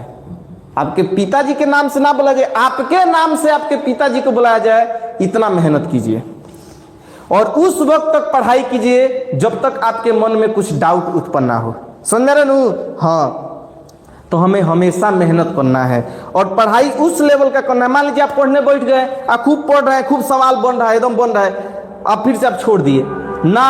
हमको उस वक्त तक पढ़ते रहना है जब तक कोई सवाल फंस ना जाए। और जिस दिन आपका सवाल फंस जाएगा उस दिन समझिए कि हाँ हम मेहनत कर रहे हैं। आप पूरा डाउट क्लियर लिख कर रखिएगा। हम व्हाट्सअप नंबर जो दिए हैं वहाँ पे अगर आप मेरे व्हाट्सअप पे अगर वो फोटो खींच के सवाल को भेजते हैं तो हम आपको यहाँ से वीडियो बनाकर एकदम बिहारी अंदाज में, हम लालू जी के गाँव के वहीं तो बिहारी अंदाज में रुआ के पूरा अच्छा से समझा के भेजें। समझ में आता नहीं? हाँ, और यहाँ पर जो है वो पढ़ाई में कोई दिक्कत ना होगा। पहले बता दे रहे हैं पढ़ाई में कोई दिक्कत ना होगा। आपका क्लास जो है डेली 7 बजे स्टार्ट होगा मैथ का। कितना बजे जी? 7 बजे डेली आपका क्लास मैथ का स्टार्ट हो जाएगा। ठीक है, कल से हम लोग पढ़ेंगे बहुपद। क्या पढ़ेंगे? बहुपद। ठीक है, इसीलिए इस सवालों को थोड़ा जल्दी जल्दी समाप्त किया जाए। आगे चलिए, अगला सवाल दिया गया है कि 2 का यहाँ पर ही बताए थे, नहीं यह सवाल नहीं बताए थे। देखिए ये सवाल तो अभी बाकी ही रह गया। ठीक है, सवाल बोला गया है एक है, बताइए अभाज्य है कि संयुक्त है कि ना अभाज्य और ना संयुक्त है कि अपरमेय है। एक क्या है? एक, ये सोचने वाला बात है। एक किस में आता है? एक का एक अभाज्य में आता है? नहीं, सबसे छोटा अभाज्य संख्या तो 2 होता है जी। क्या होता है जी? 2 होता है। सबसे छोटा अभाज्य संख्या 2 होता है, तो एक आपका अभाज्य संख्या में नहीं आएगा। बहुत बच्चे अभाज्य संख्या मार दिए होंगे। ठीक है, अभाज्य संख्या मार दिए होंगे। ठीक है, लेकिन ऐसा नहीं मानना है। देखिए एक जो है आपका अभाज्य संख्या ना है, सबसे छोटा अभाज्य संख्या 2 ही होता है। ठीक है, तो अगर यहाँ पर बता दिया जाए तो एक आपका ऑप्शन ना होगा। एक संयुक्त संख्या है? नहीं जी, संयुक्त का तो 2 से अधिक और तक होता है, यानी एक जो है आपका संयुक्त भी नहीं होगा, अभाज्य भी नहीं होगा। क्या होगा जी?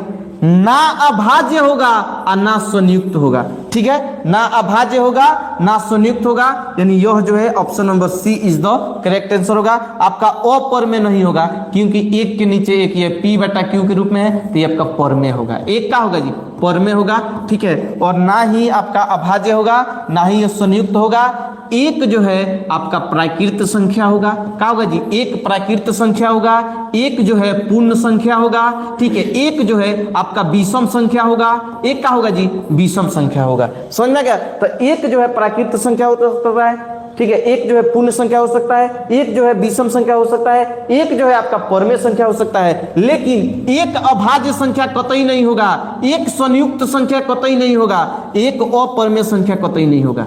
समझे? याद रखें, यानी एक का है तो एक जो है प्राकृत संख्या है, एक पूर्ण संख्या है, एक विषम संख्या है, एक परमेय संख्या है। यहां से याद रखना है। चलिए हम लोग इसको क्लियर करते हैं और आगे बढ़ते हैं। ठीक है, अगला 19 नंबर सवाल दिया गया है जी।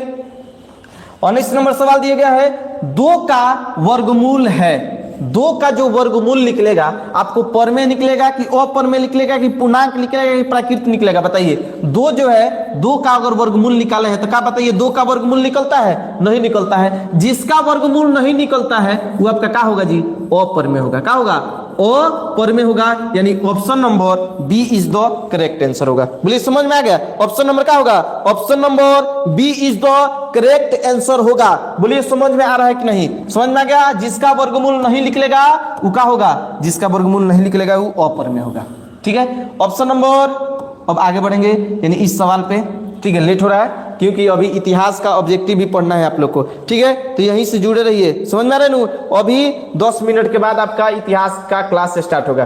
ठीक है, अब यहाँ पे देखिए सवाल दिया गया है 125 का अभाज्य गुणनखंड है। बताइए 125 का अभाज्य गुणनखंड, तो 125 को हम किससे कटा सकते हैं जी? 5 से। 5 दूना 10, 50 25, 5 से 50 25, अब 5 एकम 5, यानी 1 2 3, 5 के पावर 3 इसका अभाज्य गुणनखंड होगा, यानी option number A is the correct answer. बोलिए समझ में आ गया? क्या होगा जी? ए इज द करेक्ट आंसर होगा। समझ में आ गया? चलिए हम लोग आगे बढ़ते हैं। ठीक है, कुछ कमेंट कर रहे हैं लोग, थोड़ा ए। ठीक है, चलिए हम लोग इस क्लास को क्या करना है जी? जल्दी जल्दी थोड़ा आगे बढ़ाना है, क्योंकि आज जो है क्लास बहुत ज्यादा देर तक हमको लग रहा है चल चुका है। ठीक है, लंबा क्लास भी हो चुका है। ठीक है, और यहां से हम लोग आगे बढ़ेंगे। क्या बोल रहा है कि 1/8 का दशमलव रूप है। बताइए तो 1/8 का दशमलव रूप क्या हो सकता है? यानी यहां पर समझाने का प्रयास किया गया है ये कि अगर 1 में हम 8 से भाग देंगे तो इसका दशमलव प्रसार कितना आएगा? मान लीजिए दशमलव देंगे तो 0 आएगा जी। आए, एक मर्त में कटाएंगे तो 8 होगा, घट जाएगा 2, फिर से एक 0 आ जाएगा, 8 दूना 16 होगा, 4 आ जाएगा, 40 हो जाएगा, 8 पान 40 हो जाएगा। यानी यहाँ पर देखा गया तो दशमलव प्रसार 0.125 0.125 यानी option number A is the correct answer होगा। बोलिए समझ में आ गया, option number A is the correct answer होगा। बहुत अच्छा, बहुत बच्चे ए बता रहे हैं, समझे, बहुत बच्चे ए बता रहे हैं, ठीक है। शिवम कुमार बी बता रहे हैं, ठीक है। इसके बाद से अकबर अली ए बता रहे हैं, सब्बा खातून ए बता रही हैं, बहुत अच्छा बहुत अच्छा, ठीक है। आगे हम लोग बढ़ते हैं, ठीक है। चलिए अगले सवाल पे चलते हैं। सवाल नंबर 22, सवाल नंबर 22 कह रहा है 49 का वर्गमूल। देखिए क्या बोल दीजिए, 49 का वर्गमूल आपको मालूम होगा, बहुत आसान है। 49 का वर्गमूल होगा 7, क्या होगा जी 7, यानी option number B is the correct answer, ठीक है। तो ऐसे ऐसे सवालों को हम लोग अब ज्यादा चर्चा नहीं करेंगे, समझ रहे हो। चलिए आगे बढ़ते हैं 23, ऑप्शन नंबर सवाल नंबर 23 पे, और इसका आंसर आप लोग को बताना है, इसका आंसर आप लोग को बताना है। और यह जो है बहुत महत्वपूर्ण सवाल है, ऐसा ही सवाल एग्जाम में पूछता है। निम्न में से कौन स्वभाज्य है, स्वभाज्य, स्वभाज्य बताइए तो, निम्न में से कौन स्वभाज्य है, चलिए बताइए। स्वभाज्य ना होगा जी, यहां पर होगा स्व अभाज्य, क्या होगा स्व अभाज्य होगा, टाइपिंग में थोड़ा गलती हुआ है। निम्नलिखित में से कौन स्व अभाज्य है ये हमको बताना है, बताइए। स्व अभाज्य, इस पे मत जाइए, इस पे जाइए, स्व अभाज्य, इस चारों ऑप्शन में से स्व अभाज्य कौन है। स्व अभाज्य का मतलब कितने लोग जानते हैं, बताइए। स्व अभाज्य का मतलब कितने लोग जानते हैं, बताइए। स्व अभाज्य का मतलब क्या होता है, ए बताओ हो, स्व अभाज्य का मतलब क्या होला। यहां पर देखिए स्व अभाज्य का मतलब होता है, अभी बताएं कि जब दो गो अभाज्य संख्या का अंतर 2 आ जाए, क्या आ जाए जी, अंतर 2 आ जाए। तो अब बताइए यहाँ पे ये तो दोनों भाज्य है जी, ये भी क्या है, ये भी दोनों भाज्य है, ये भी क्या है भाज्य है। ये देखिए 9 और 7, ठीक है, ठीक है, 9 से अभाज्य पूछ रहा है क्या जी, इस टाइपिंग वो गलती हो गया है, ठीक है, टाइपिंग का हुआ है, गलती हुआ है। अगर देखा जाए तो ऑप्शन में भी गलती हो गया है। यहाँ पर होगा 7 और 5, क्या होगा 7 और 5।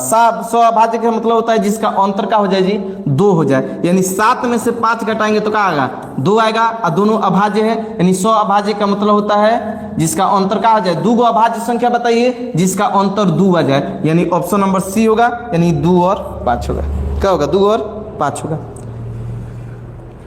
चलिए आगे बढ़ते हैं, ये 7 और 5 होगा।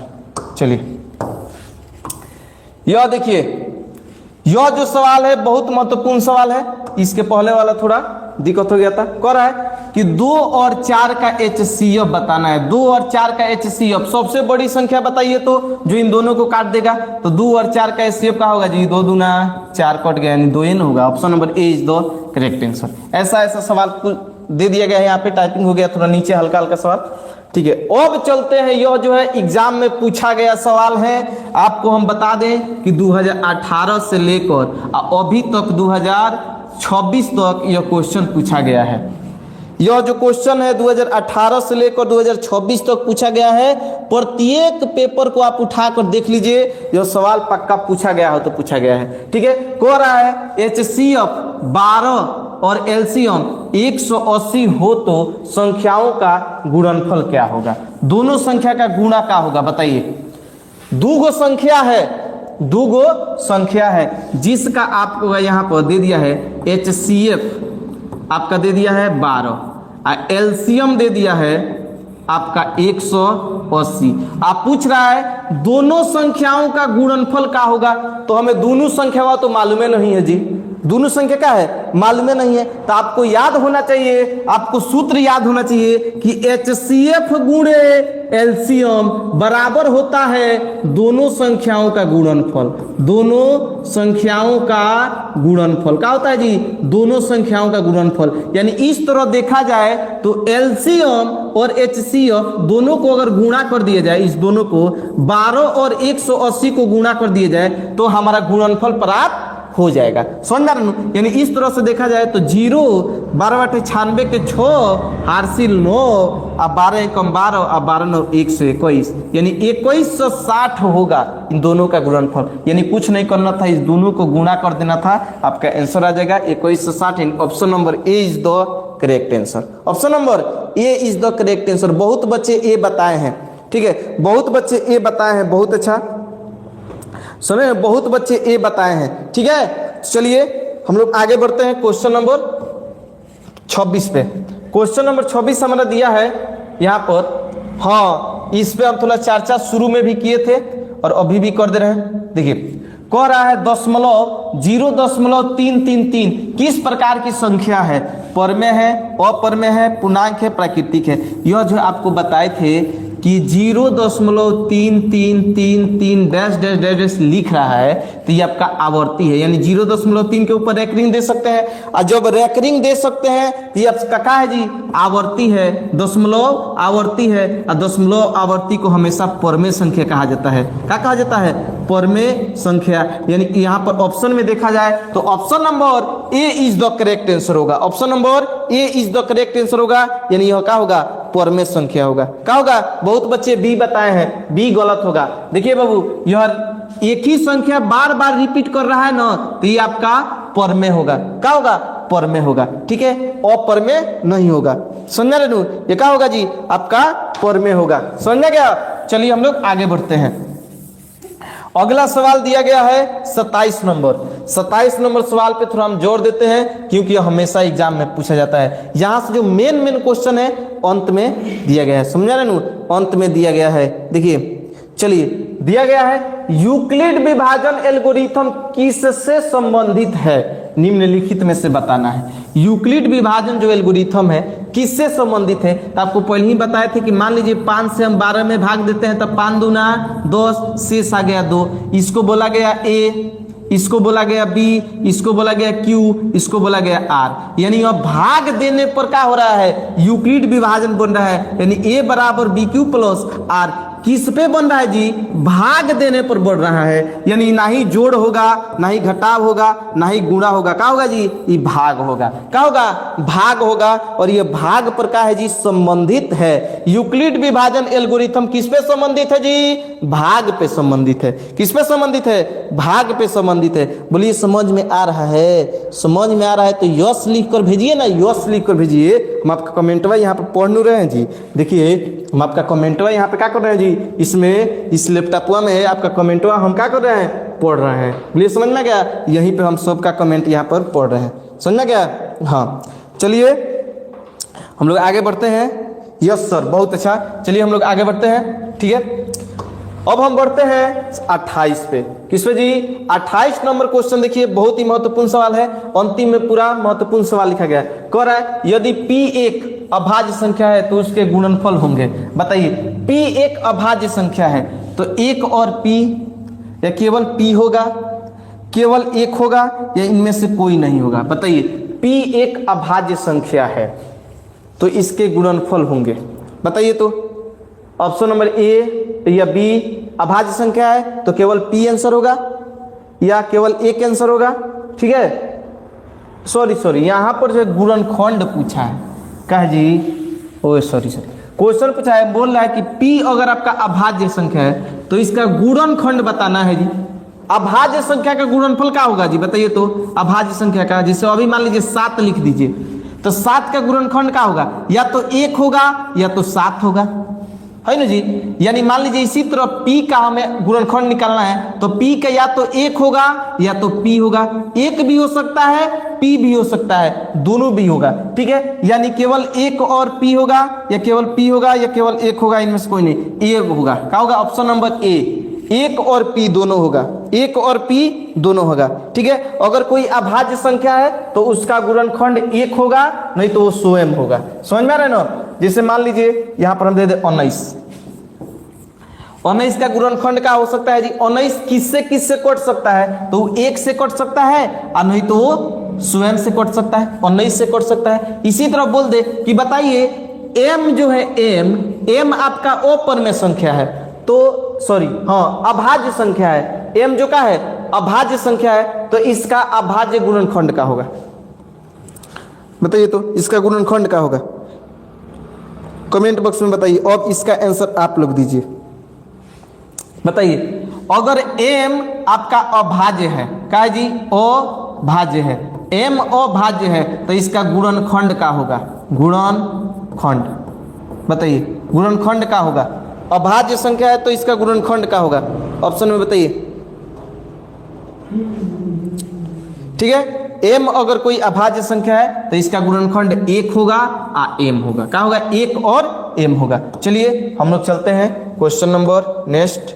और ये हमको लग रहा है कि सबसे लास्ट क्वेश्चन है और यहाँ से जो है हमारा चैप्टर नंबर 1 का ऑब्जेक्टिव का हो जाता है जी, पूरा क्लियर हो जाता है। चैप्टर नंबर 1 का ऑब्जेक्टिव जितना भी सवाल बन रहा था बना दिया गया है, ठीक है। और यहाँ से हम लोग आगे बढ़ेंगे, कल से हम लोग का स्टार्ट होने वाला है बहुपद। चलिए अंतिम नंबर क्वेश्चन को देख लेते हैं। 15 और 20 का HCF बताइए। 15 और 20 का ऐसा सबसे बड़ा संख्या बताना है जिससे यह दोनों कट जाए। बोलिए तो 15 और 20 किससे कट जाएगा? 5 के पहाड़ा में 15 भी आता है और 5 के पहाड़ा में 25 भी आता है। अच्छा 25 दिया था तो 15 और 25 5 से कट जाएगा, यानी option number A is the correct answer होगा। ठीक है, तो यहाँ से हमारा जो है क्लास स्टार्ट हो जाता है। ठीक है, दीपक सर आएंगे, ठीक है, दीपक सर आएंगे। ठीक है, अब हम आपसे बता दें कि मात्र 10 मिनट के बाद फिर से एक नया लाइव स्टार्ट होगा जिसमें दीपक सर स्टार्ट करेंगे हिस्ट्री। समझ में गया? चलिए ठीक है, चलिए तो यहां से हमारा फर्स्ट लेसन का अगर देखा जाए तो ऑब्जेक्टिव का हो जाता है जी, समाप्त हो जाता है। बोलिए समझ में आ गया? समझ में आ गया? तो सभी बच्चे यस लिख कर भेजिए। ठीक है, यस लिख कर भेजिए। समझ में रहनू? सभी बच्चे यस लिख कर भेजिए अगर समझ में आ गया है तो। ठीक है, समझ में आ गया है तो यस लिख कर भेजिए। और आज का क्लास कैसा लगा कमेंट बॉक्स में बताइए।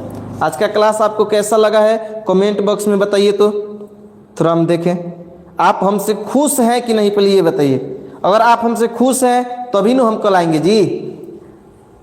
अगर आप हमसे खुश हैं तो फिर से हम कल आएंगे और फिर से इसी अंदाज में, इसी बिहारी अंदाज में क्या करेंगे जी, आपको पढ़ाने का प्रयास हम करेंगे। बोलिए समझ में आ रहा है?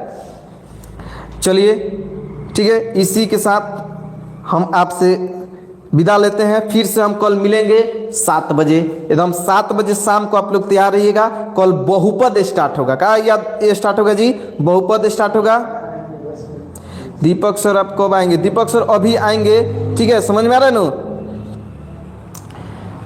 अगर क्लास अच्छा लगा होगा तो इस क्लास को थोड़ा अपने अपने स्टेटस पे लगा लीजिएगा।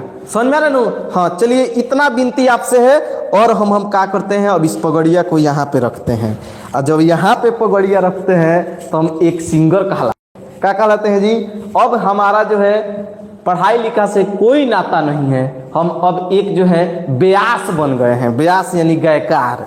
अब बोलिए आपको कौन गाना सुनना है? गाना का नाम कमेंट बॉक्स में बताइए, हम आपको गाना गा के सुनाएंगे। ठीक है, जो भी बच्चे जुड़े हैं आपसे हम बता दें कि 8:43 हो रहा है। 8:50 में आपका एक लाइव स्टार्ट होगा हिस्ट्री का। ठीक है, और वो हिस्ट्री का क्लास जो है बहुत लंबा चलेगा। हिंदी सॉन्ग सुनाइए सर, हिंदी सॉन्ग। हिंदी में कौन सुनाए? नाम लिखा। हाँ वाह वाह। भला किसी का कर न सको तो बुरा किसी का मत करना। सही बात है, अपनी जिंदगी जीना चाहिए, अपने मुताबिक जीना चाहिए, है ना जी? अगर हम एक भगवान नहीं बन सकते हैं तो एक अच्छा इंसान तो बन ही सकते हैं। ठीक है, किसी को तकलीफ देने से क्या फायदा जब वो कर्म हमारे सामने आगे चल के आइए जाएगा। तो समझ में रहे? इतना ध्यान रखिए कि जिंदगी में कोई भी इंसान हो, अगर कोई बुरा काम कर रहा है, बुरा कर्म कर रहा है, वो कर्म जो है कभी ना कभी उसके सामने आएगा तो आएगा और उसको उस रास्ते से गुजरना पड़ेगा तो पड़ेगा। एकदम 100% गारंटी के साथ कह रहे हैं। तो जिंदगी ऐसा जीजिए ताकि लोग आपको सलाम करें, मरने के बाद भी यह दुनिया आपको याद करे, वैसा जिंदगी जीजिए। समझ में आ रहा है ना? हाँ, जब आप आगे बढ़ते हैं 100 कुत्ते आपके पीछे पड़ जाते हैं आपको काटने के लिए, आपका पैर पकड़ के खींचने के लिए, लेकिन याद रखिए कभी वो आपके सामने नहीं आते हैं, वो आपके पीछे से ही भोंकेंगे, लेकिन उसका हिम्मत इतना नहीं है कि वो आपके सामने आ सके। तो जिंदगी में हमें कर्म जो है अच्छा करना चाहिए, समझ में ना। आपका जो गाना है, भला किसी का कर ना सको तो बुरा किसी का मत करना, यह जो क्लास है, यह गाना हम कल आपको सुनाएंगे, एकदम स्टार्टिंग में सुनाएंगे। जय हिंद। आज ढेर लड़का सब जुड़ा है 8 बजे से।